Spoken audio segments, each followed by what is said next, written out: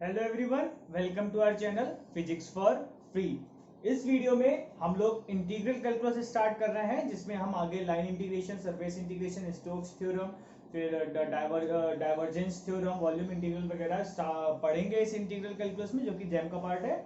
ठीक है, तो लाइन इंटीग्रल हमारा इस वीडियो का मेन टॉपिक है। और उससे पहले, लाइन इंटीग्रल से पहले कुछ डिफरेंट टाइप्स के कर्व्स होते हैं, पहले हम उन पे नजर डाल लेते हैं, फिर हम लोग लाइन इंटीग्रल स्टार्ट करेंगे। ठीक है, तो एक हमारा जो कर्व होता है वो होता है ओरिएंटेड कर्व। ठीक है, ओरिएंटेड कर्व क्या होता है, आपने देखा होगा बहुत तरीके के जो क्वेश्चंस होते हैं जैम में पूछे जाते हैं, उसमें क्या होता है कि एरो लिख दिया जाता है। एरो एरो लगा देते हैं ना, कि एरो लगाने से क्या मतलब है, जैसे ए से बी तक का एरो लगा दिया। ठीक है, तो उनका कहने का मतलब है जब आप इससे ए से बी तक का आप इंटीग्रेशन करोगे तब क्या होगा, तो आपको पॉजिटिव है वो डायरेक्शन, और अगर आप बी टू आ गए तो निगेटिव है। तो एरो लगा देने से क्या होता है, वो ओरिएंटेड हो जाता है, मतलब एक कर्व को ओरिएंट कर दिया। ठीक है, पता है ना कि इंटीग्रेशन की प्रॉपर्टी होती है ए टू बी गए, अगर आप इसको डिफरेंट ओरिएंट करोगे तो माइनस आ जाएगा। तो ऐसे ही ए टू बी पॉजिटिव लेना होता है ऐसे में, जब कर्व हमारा ओरिएंटेड होता है। और फिर अगर आप बी टू ए इसको इंटीग्रेट कर रहे हो तो फिर नेगेटिव आएगा। ठीक है, तो ये तो हमारा हो गया ओरिएंटेड कर्व। ओरिएंटेड कर्व क्या होता है, curve is said to be oriented if we take one direction is positive.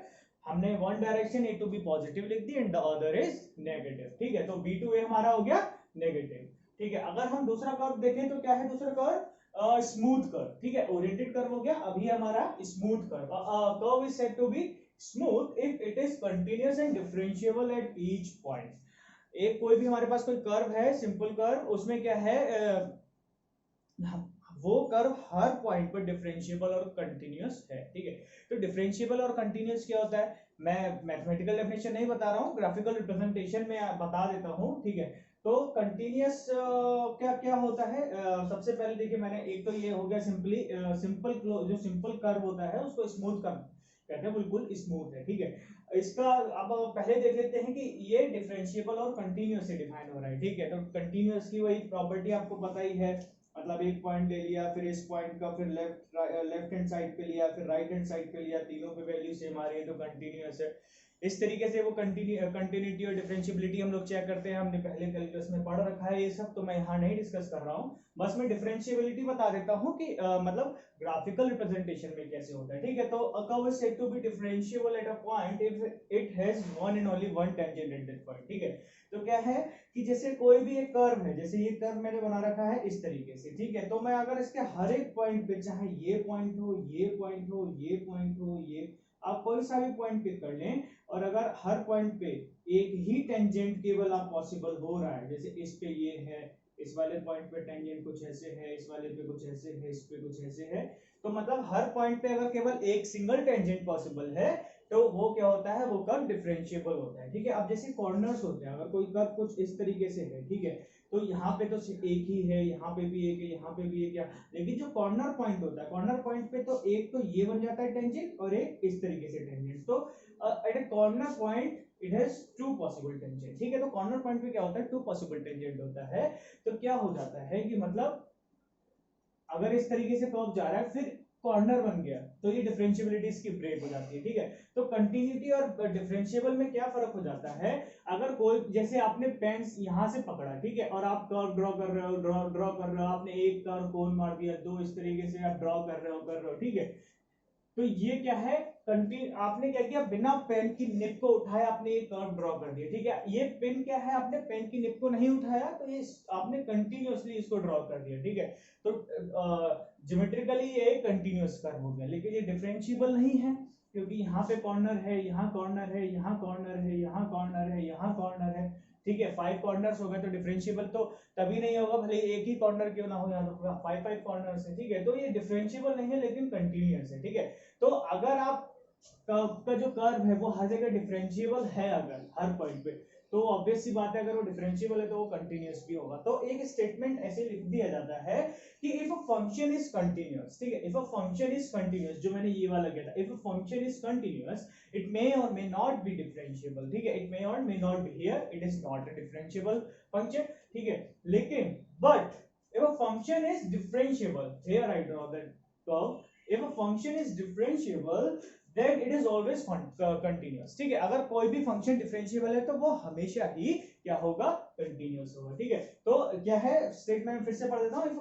If a function is continuous it may और may not be differentiable, but if a function is differentiable then the function is always continuous. ठीक है, तो अभी हम लोग चौथा curve हम लोग देखते हैं। चौथा कर्व हमारा क्या है, पीस वाइज स्मूथ कर्व। ठीक है, पीस वाइज स्मूथ कर्व, जैसे कि इसका नाम है कि स्मूथ है लेकिन ये पीस वाइज स्मूथ है। ठीक है, यहाँ से ए से ए गया स्मॉल ए, कैपिटल ए से स्मॉल ए, फिर यहाँ से इसकी स्मूथनेस ब्रेक हुई, एक कॉर्नर बना, फिर ए टू बी स्मूथ, फिर यहाँ पे इसकी स्मूथनेस ब्रेक हो रही है, फिर इस तरीके से। तो पीस में ये स्मूथ है, पहले ए टू ए स्मूथ है, फिर ए टू बी स्मूथ है, फिर बी टू बी स्मूथ है। ठीक है, तो मैंने पूरा लिख दिया है कि ए टू बी अगर कंप्लीट यहाँ से यहाँ तक के कर्व की बात करें तो ये एक स्मूथ कर्व नहीं है, लेकिन आप अगर छोटे छोटे स्मॉल स्मॉल पोर्शन ले, ए टू बी, बी टू ए और इस तरीके से, तो ये एक स्मूथ कर्व है। ठीक है, स्मॉल स्मॉल वाले। तो इस तरीके के क्वेश्चंस काफी डील करने को आते हैं जैम में, जिनमें स्मूथनेस नहीं होती है, वो पीस वाइज स्मूथ होते हैं। इस तरीके के क्वेश्चंस काफी पूछे जाते हैं जैम में, तो इन कर्व के बारे में पता होना थोड़ा सा जरूरी हो जाता है। ठीक है,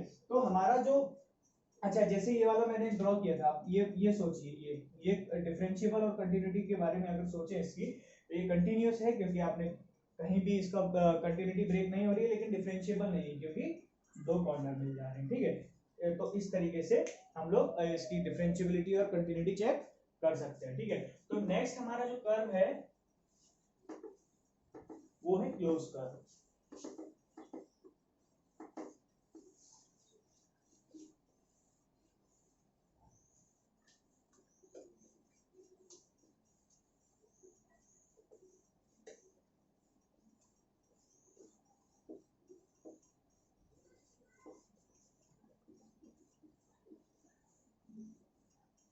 नेक्स्ट हमारा है simply close curve.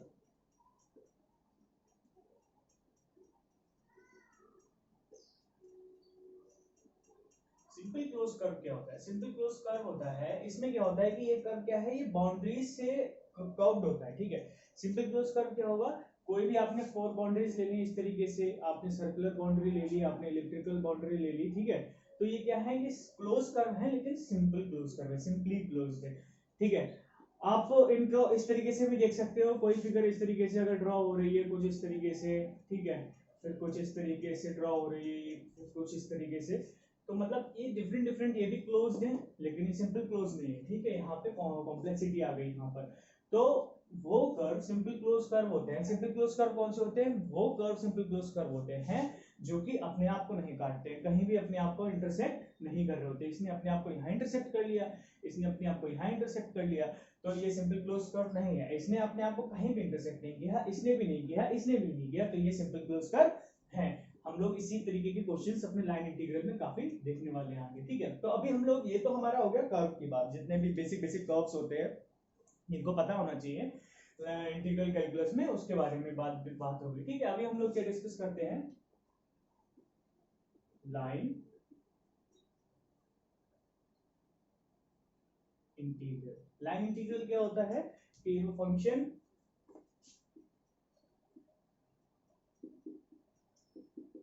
f is a vector function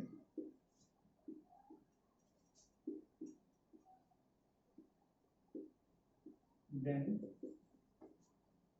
its line integration is line integration from a point A to B is given what। Suppose ये आपको कोई कर्व है, इसमें आपको लाइन इंटीग्रेशन करना है उस फंक्शन वेक्टर फंक्शन f का, तो इसको किस तरीके से लिखते हैं, इसको हम कर्व को c लिख लेते हैं। ये कर्व c है तो यहाँ पे हम c लिख देते हैं। ठीक है, ये कर्व क्या है c। ठीक है, f वेक्टर और लाइन इंटीग्रेशन में डॉट dr वेक्टर। तो जो लाइन इंटीग्रेशन होता है, लाइन इंटीग्रेशन किसी भी वेक्टर फंक्शन का, वो क्या बताता है, वो बताता है कि उस वेक्टर फंक्शन का उस कर्व के अलोंग क्या इफेक्ट है। इस कर्व के अलोंग, ये जो हमारा कर्व है इसके अलोंग इस जो हमारा वेक्टर फंक्शन है इसका क्या इफेक्ट है, तो जो वैल्यू आती है वो इसका इफेक्ट देती है। ठीक है, क्या देती है, इफेक्ट देती है। ठीक है, फिर इसके बाद अगर कोई भी, इसको चाहे तो पॉइंट में हम लिख सकते हैं कि line integration of a function f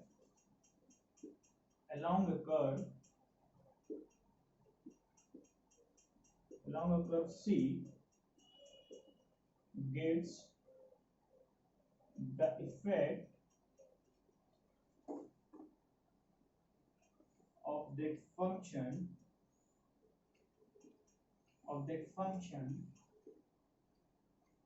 along the curve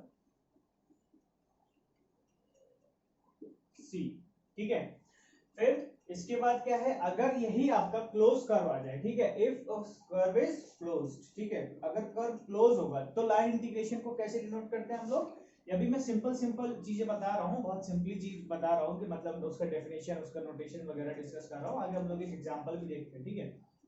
तो अगर कोई भी कर्व आपका क्लोज है, सपोज यही वाले हैं, ये हो गया या ये हो गया, ये हो गया, फिर ये काउंटर क्लॉकवाइज या फिर एंटी क्लॉकवाइज भी बोल सकते हो आप इसको, ठीक है। तो अगर कोई भी कर्व क्लोज हो गया तो उसको हम इस तरीके से डिनोट करते हैं, ठीक है। एक चीज मैं आपको बता दूं, अगर कोई भी curve simple close curve counter clockwise है, काउंटर क्लॉकवाइज या एंटी क्लॉकवाइज, ठीक, काउंटर क्लॉकवाइज और एंटी क्लॉकवाइज एक ही चीज होती है। और तो आपका जो इंटीग्रेशन मानते हैं वो पॉजिटिव सेंस में मानते हैं, हम ओरिएंटेड रखते हैं, ये स्टैंडर्ड नोटेशन है, हम लोग भी इसको फॉलो करेंगे, ठीक है। अगर यही क्लॉकवाइज है ओरिएंटेड, क्लॉकवाइज ओरिएंटेड है तो नेगेटिव आएगा, ठीक है। क्लॉकवाइज ओरिएंटेड में हम नेगेटिव सेंस मानते हैं और काउंटर क्लॉकवाइज में हम पॉजिटिव सेंस मानते हैं, ठीक है।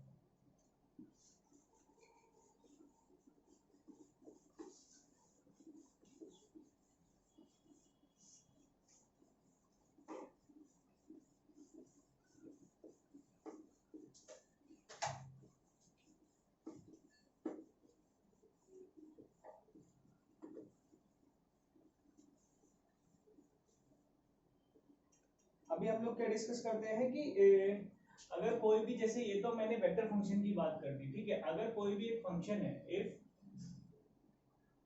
f is a scalar function, ठीक है, अगर f स्केलर फंक्शन है तो ये जो f dx या फिर f dy और f dz, इस तरीके से इसका हम लोग कार्टेशियन में लाइन इंटीग्रेशन लिखते हैं, ठीक है। तो ये इसका ये क्या होता है, अगर सपोज मैं x के रिस्पेक्ट में देख लूं, ठीक है, ये x हो गया, ये y हो गया, ठीक है, ये कुछ आपका क्लोज का, ये आपका कोई कर्व है, ठीक है, ये आपका a है, ये आपका b है, यहां से यहां तक इंटीग्रेशन है, लाइन इंटीग्रेशन इस f फंक्शन का, ठीक है, फंक्शन है ये, ठीक है, x। तो ये क्या करता है, जब आप इसको इंटीग्रेट करते हो लाइन इंटीग्रेट, तो ये क्या करता है कि उस एक्सिस के साथ, जब आप एक्सिस के साथ इसको मिला दोगे तो उस एक्सिस के साथ उसके नीचे का ये एरिया देता है। ये तो एक तरीके से फिजिकल सिग्निफिकेंस टाइप हो गया, ठीक है। ये क्या देता है, उसके नीचे तक का, उस एक्सिस से मिलाता हुआ उस पॉइंट से एरिया देता है, ठीक है। तो ये फिजिकल सिग्निफिकेंस टाइप हो गया। इस तरीके से हो सकता है क्वेश्चंस पूछ लिए जाएं, ठीक है। तो इसके बाद क्या है, अगर आपका जो फंक्शन है if curve is piecewise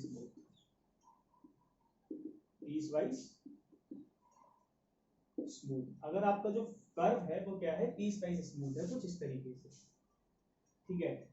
जैसे मैंने पिछले बनाया था ए बी, तो एक ये कर्व हो गया, ये तो तीन स्मूथ कर्व हो, 3 स्मूथ कर्व्स, ठीक है। इनको हमने नाम दे दिया, ये C1 है, ये C2 है और ये C3 है, ठीक है, C1 C2 C3। तो अगर आपको C, ये A से B तक क्या है, टोटल C है। तो अगर आपको किसी भी फंक्शन का, आपको इसके पूरे कर्व के अलोंग लाइन इंटीग्रेशन निकालना है, तो आप सबसे पहले क्या करोगे, सबसे पहले इनको स्मूथ कर्व्स में तोड़ लो, C1 f vector dot dr vector plus C2 f vector dot dr vector plus C3 f vector dot D R vector. जब आप इस तरीके से इसको जब ब्रेकआउट कर लोगे तो उसके बाद आप इजीली सॉल्व कर दोगे। कैसे सॉल्व करोगे अभी हम डिस्कस करते हैं कि how to solve line integration, ठीक है। इस तरीके से तो आपको ये बेसिक डेफिनेशंस थी और बेसिक फंडामेंटल्स थे लाइन इंटीग्रेशन के, वो सब मैंने डिस्कस किया है। अभी हम देखते हैं कि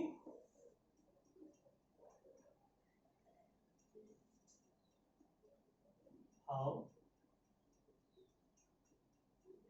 टू सॉल्व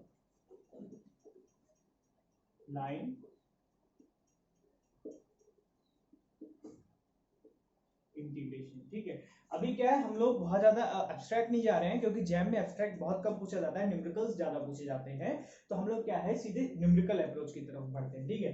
तो अब जैसे आपको पता है एफ वेक्टर को हम इस तरीके से लिख लो कुछ, F vector is equal to F X I cap plus F Y J cap plus F Z K cap, ठीक है। और हमारा डी आर वेक्टर हमें पता ही है किस तरीके से लिखते हैं, dx i cap plus dy j cap plus dz k cap, ठीक है। तो इसके बाद हम लोग क्या करेंगे, लाइन इंटीग्रेशन हमारा हो गया F vector dot dr vector. अब जब डॉट करोगे, जब आप इन दोनों का डॉट करोगे तो आपको क्या मिलेगा, fx dx plus fy dy plus fz dz और इंटीग्रेशन ओवर c। अब आपका क्या है, यहाँ पर जो fx fy fz है, ये तीनों क्या है, function of X Y Z. ये कुछ भी हो सकते हैं, एक्स वाई जेड तीनों के फंक्शंस हो सकते हैं। तो उसके बाद आपको क्या करना होता है, उसके बाद आप क्या कीजिए कि इन सारे के सारे फंक्शंस को आप क्या कीजिए, विद द हेल्प ऑफ सी, जो क्लोज कर्व जो आपके कर्व की इक्वेशन होगी उसकी हेल्प से आप इनको क्या कीजिए, कन्वर्ट कीजिए सिंगल वेरिएबल में, ठीक है। Convert this in single variable, ठीक है। इसके बाद जब आप इसको कन्वर्ट कर लेंगे, फिर इसके बाद आप इसको इजीली आप x की जैसे x में आपने सबको कन्वर्ट कर लिया, फिर आप इसकी पुट लिमिट्स, ठीक है, put the limits of that variable, फिर उसके बाद आप इजीली इसको सॉल्व कर लोगे। जब लिमिट्स एक बार आपको पता चल गई, सब कुछ हो गया, तो आप उसको सॉल्व कर सकते हो, ठीक है, इंटीग्रेशन को, ठीक है। अब मैं एक चीज आपको बता देता हूं, दो बहुत ही सिंपल होता है, एक सर्किल और एक इलिप्स, ठीक है। अगर आपके पास कोई भी लाइन इंटीग्रेशन है और उसका जो कर्व है वो क्या है, सर्किल है, ठीक है। कर्व क्या है आपका, सर्किल है, इस तरीके से। तो आप क्या कीजिए, आप इसमें एक सब्स्टिट्यूशन कीजिएगा हमेशा ही। सब्स्टिट्यूशन आप क्या करेंगे, x बराबर, इसकी रेडियस मान लेते हैं r है, x बराबर r cos थीटा, y बराबर r sin थीटा। तो इससे dx क्या आएगा, माइनस के r sin theta D theta, इससे dy क्या आएगा, r cos theta D theta. अब देखिए अगर x और y में ही आपने डाल दिया इसको थीटा में, तो थीटा की लिमिट आपका क्या होगा यहाँ पर, 0 to 2 pi, theta will very from 0 to 2 पाई। तो आपने क्या किया, दो वेरिएबल को एक सिंगल वेरिएबल में कन्वर्ट कर दिया, 0 to 2 पाई, फिर आप उसकी लिमिट पुट कर देंगे और इंटीग्रेशन सॉल्व हो जाएगा, ठीक है। वरना अदरवाइज अगर आप इस x और y की लिमिट को पुट करना चाहते हो तो आप कैसे करोगे, ठीक है, इंटीग्रेशन में कैसे सॉल्व करोगे, ठीक है। तो थोड़ा सा डिफिकल्ट हो जाता है, मैं बता देता हूँ उसकी इक्वेशंस को आप देख लीजिए, x square plus Y square is equal to R square, ठीक है। फिर अगर जैसे आप y में सबको चेंज कर लिया है तो y की लिमिट, फिर x दिक्कत होगी, फिर x का वेरिएबल आएगा उधर, उसमें फिर आगे प्रॉब्लम आएगी, ठीक है। अब जैसे कोई अगर डबल डेरिवेटिव होता सपोज, ठीक है, एरिया निकालना होता आपको, ठीक है। एरिया निकालने के लिए आप क्या करते हैं, मतलब पहले y की लिमिट कैसे पुट करोगे, square root of minus plus आएगा, ठीक है, R square minus X square, तो प्लस y की लिमिट देखिए, plus R square root of minus R to R square minus X square to, sorry, minus के इससे plus R square minus X square, ठीक है। और फिर ये तो y की लिमिट हो गई, ठीक है, y लिमिट अगर आपने डबल इंटीग्रेशन सरफेस इंटीग्रेशन कर रहे हो लेकिन अगर x लिमिट होती है तो x लिमिट कैसे पुट करोगे फिर 0 to r, 0 to r no minus r to r, minus r to r, full limit of x, ठीक है। तो इस तरीके से, तो इसलिए थोड़ा सा सिंपल वे रहता है कि अगर सर्किल का फॉर्म है तो सर्किल में आप क्या कीजिए, देखो सॉल्व हर तरीके से हो जाएगा। मैंने क्या बताया था कि ये जो डिफरेंट कोऑर्डिनेट सिस्टम्स हम लोग को डिफाइन किए गए हैं, इंट्रोड्यूस किए गए हैं, वो इसीलिए किया गया है कि कैलकुलेशंस थोड़ी इजी हो जाए। कैलकुलेशन तो वरना सारी कुछ कार्टेशियन से हो जाएंगे लेकिन बहुत लेंथी होती है, ठीक है। तो जिनका जो यूज है आप उनको अगर यूज करोगे इजीली तो अच्छा रहेगा। उससे क्या होगा, कॉन्सेप्ट बिल्ड होगा कि मतलब इस कार्टेशियन का कहाँ यूज, इस कार्टेशियन कोऑर्डिनेट सिस्टम कहाँ यूज होगा, पोलर कहाँ करें, मतलब इस तरीके से आप कुछ भी यूज कर सकते हो, ठीक है। अगर यहीं पर अगर आपका हो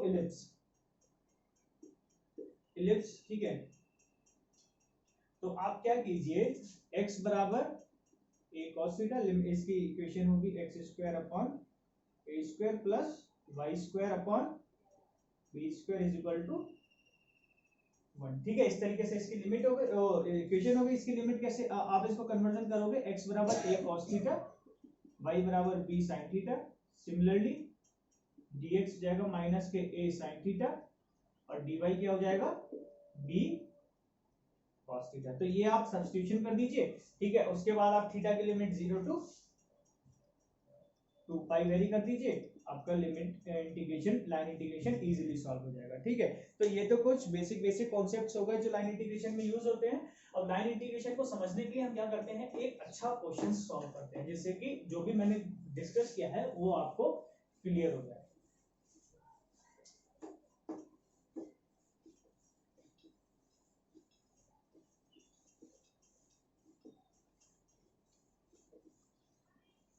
क्वेश्चन है हमारा,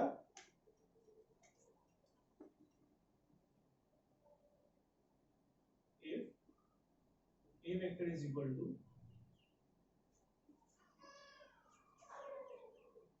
3x square plus 6y I cap plus minus के 14yz j cap plus 20xz square, ठीक है। फिर इसमें क्या करना है, हम लोगों को क्या निकालना है, find line integration over the curve C. C अभी मैं बताता हूं क्या है।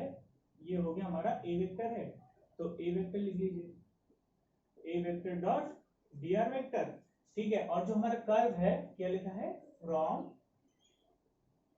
0 0 0 टू 1 1 1, ठीक है।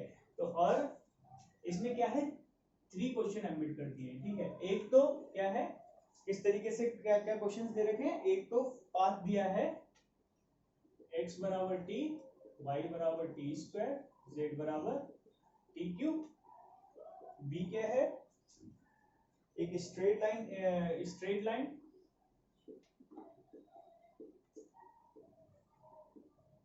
लाइन फ्रॉम इस तरीके से 0 0 0 से आप पहले जाइए 1 0 0, फिर उसके बाद जाइए 1 1 0, फिर उसके बाद जाइए 1 1 1, ठीक है। फिर सी क्या है, along the path line joining the 2 points, कौन सी 2 points, 0 0 0 and 1 1 1, ठीक है। तो इसका सोल्यूशन देखते हैं सबसे पहले, ठीक है। सोल्यूशन में क्या है, हम लोग पहला पार्ट हमारा क्या है, इसको आप अच्छे से देखिएगा, जितना भी समझा है वो सब कुछ अप्लाई हो जाएगा यहाँ पर, ठीक है। लाइन इंटीग्रेशन बस इतना ही है, ठीक है। एग्जांपल समझ लीजिए, लाइन इंटीग्रेशन समझ आ जाएगा, ठीक है। तो A vector dot D R vector से आपको क्या मिलेगा, A vector dot D R vector along the top C, direct कर देता हूं मैं, ये हो गया 3x square plus 6y dx minus 14yz dy plus 20xz square dz, ठीक है। ये हमारा टोटल इंटीग्रेशन हो गया, ठीक है।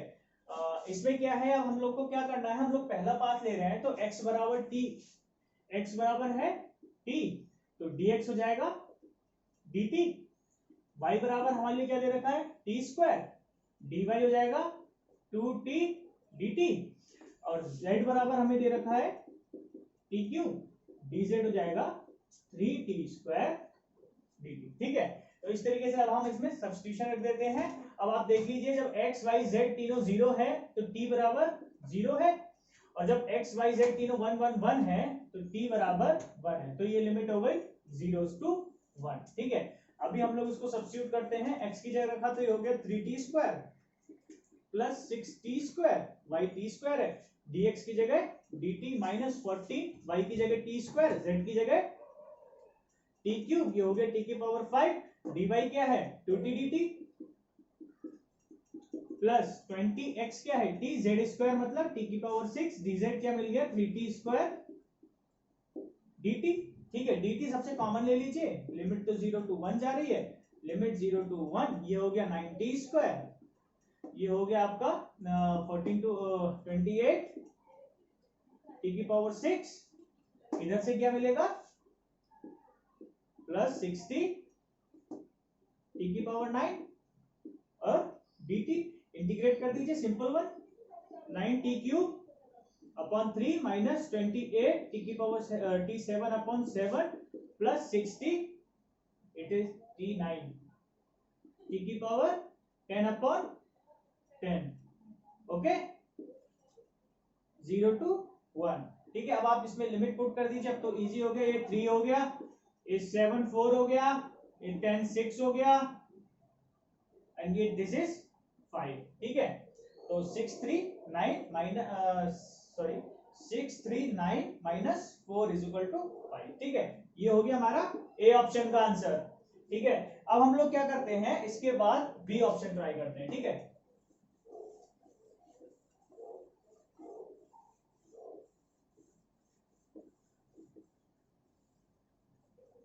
अगर आप लोगों को कुछ भी ना समझ में आ रहा हो तो मुझे कमेंट सेक्शन में लिख के बता दीजिए, मैं उसका डाउट क्लियर करूंगा। ठीक है, मैं पूरी कोशिश कर रहा हूं आपको इजीली, बहुत सिंपल वे में सॉल्व करने की, बहुत ही इजी कोशिश, मैंने एग्जांपल पिक किया है लेकिन उसमें सब कुछ मैंने कोशिश की है कि सारे कर्व्स में डाल पाऊं। किसी, ये स्मूथ कर्व है, ये आपका पैरामीट्रिक कर्व हो गया, ये आपका स्मूथ कर्व हो गया, ये आपका एक लाइन ज्वाइनिंग हो गई। ठीक है, तो इस तरीके से मैंने कोशिश किया है। ठीक है, बी क्या है, बी ऑप्शन में स्ट्रेट लाइन फ्रॉम 0 0, इसको तो हमें सबसे पहले एक फिगर ड्रॉ करना पड़ेगा, एक्स वाई और जेड, 3D है ना, तो इसमें क्या है जेड थोड़ा सा इस तरीके से। तो हमारा पहला पॉइंट क्या है 0 0 0, यहां होगा। फिर हम एक्स में गए तो एक्स हमारा ये ले लेते हैं हम, ये वाई ले लेते हैं, ये जेड हो जाएगा। ठीक है, तो 1 0 0 इस एक्स एक्सिस पे होगा, इस तरीके से गए। ठीक है, फिर 1 1 0 हम वाई डायरेक्शन में चले गए, 1 1 0, तो ये हो गया आपका 1 0 0, ये हो गया 0 0 0, ये हो गया 1 1 0। फिर हम z एक्सिस में, यहां से हमें कहां आना है, ऊपर आना है। ठीक है, ऊपर, तो ऊपर कैसे आएंगे, इस तरीके से 1 1 1, तो इस तरीके से गए, फिर इस तरीके से गए, फिर इस तरीके से गए। ये हमारा ओरिएंटेड हो गया ना, ओरिएंटेड कर्व। ठीक है, यहां से यहां जाना है, यहां से यहां जाना है, यहां से यहां जाना है, तो ओरिएंटेड कर्व हो गया।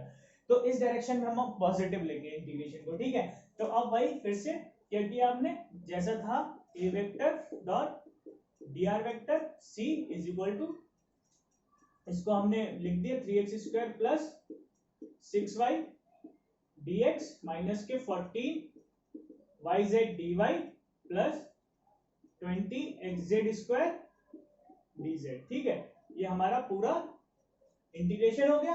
अब क्या है, हम पहला करवा, हम इसको क्या है तोड़ लेते हैं। ठीक है, c1 c2 प्लस c2 इस तरीके से, ठीक है, प्लस c3। ठीक है, ये मैंने इस तरीके से तोड़ के लिख दिया इसको।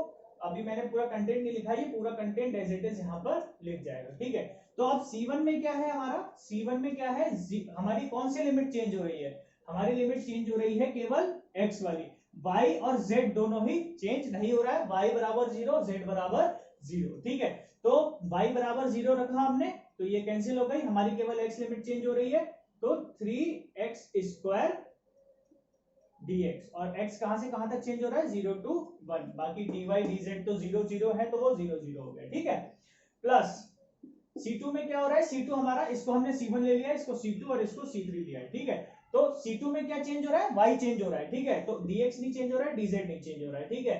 हमारा dy चेंज हो रहा है, dy अब लेकिन क्या है, z चेंज नहीं हो रहा है, z क्या है, x क्या है, x तो फिक्स हो गया 1, z क्या हो गया 0, ये फिक्स हो गए, दो क्वांटिटी हमारी फिक्स हो गई। तो x तो है नहीं, z 0 रखते ही ये आपकी पूरी इंटीग्रेशन 0 हो जाएगा C2 के अलावा, ठीक है। अब C3 क्या है आपका, z में चेंज हो रहा है, z में, तो x बराबर 1 फिक्स हो गया, y बराबर 1 फिक्स हो गया, z जा रहा है 0 to 1, तो ये 2 तो फिक्स हो गए आपके। तो इस तरीके से x हमारा 1 फिक्स कर दिया है, ठीक है, y है नहीं, ठीक है। z स्क्वायर को हमें इंटीग्रेट करना है, तो ये हो गया 20 z स्क्वायर, ओके, और dz, ठीक है। लिमिट 0 to 1 कीजिए, 3x स्क्वायर से ये x क्यूब मिल गया, और इसकी लिमिट हो गई 0 to 1 plus 20 z cube upon 3, ये लिमिट हो गई 0 to 1, पुट कर दीजिए, 1 प्लस 20 अपॉन 3, 23 अपॉन 3, आंसर हो गया, ठीक है। इसको आपने 1 माइनस 0, इसको 1 रखा, तो 1 2 3 से 220 प्लस 3, इस तरीके से आपको ये b के अलोंग मिल गया, ठीक है। अभी हम लोग का लास्ट कर्व हम देखते हैं, लाइन ज्वाइनिंग 2 पॉइंट्स, ठीक है, डायरेक्ट, उसको कैसे सॉल्व करेंगे।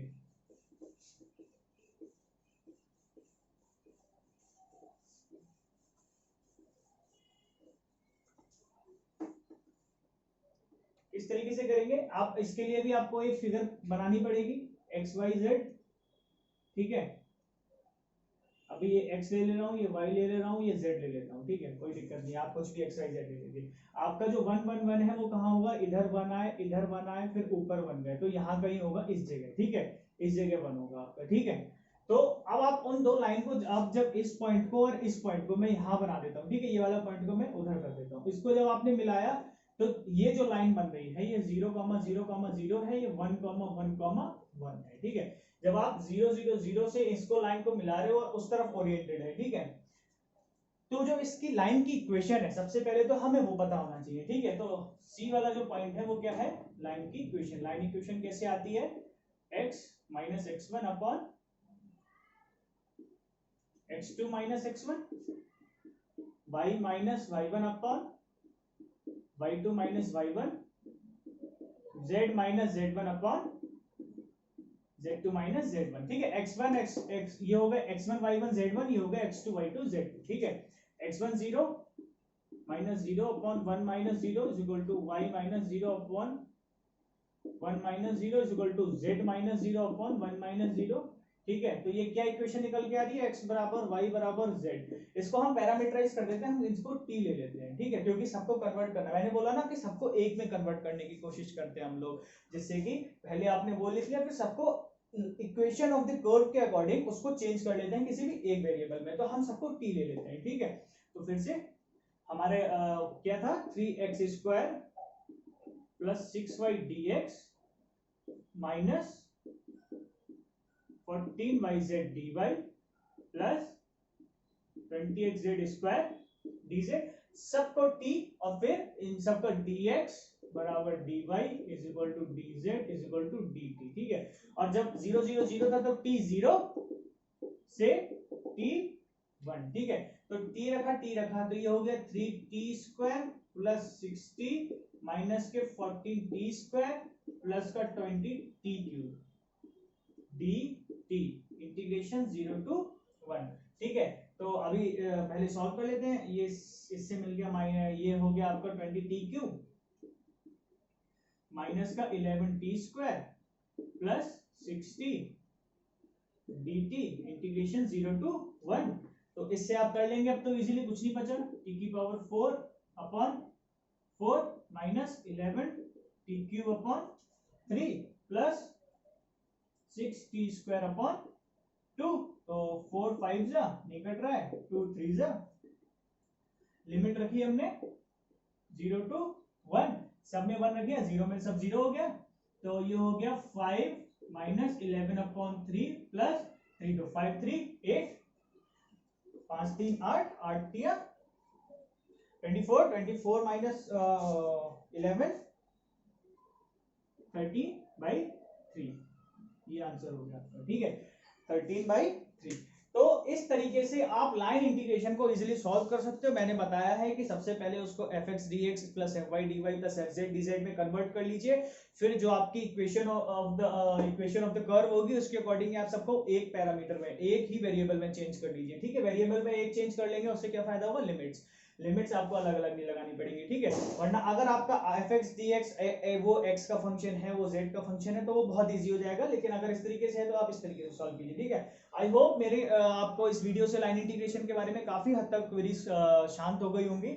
अगर फिर भी कोई भी क्वेरी है लाइन इंटीग्रेशन से रिलेटेड तो प्लीज मुझे कमेंट सेक्शन में आप मुझसे पूछ सकते हैं, या फिर हमारे टेलीग्राम को चैनल को ज्वाइन करके आप हमसे वहां कोई भी क्वेरी पूछ सकते हैं, हम उसके लिए अवेलेबल हैं वहां पर। तो अगर आपको आज का मेरा ये वीडियो पसंद आया तो प्लीज लाइक करें, सब्सक्राइब करें और ज्यादा से ज्यादा हमारे चैनल को शेयर करें। Okay, thank you.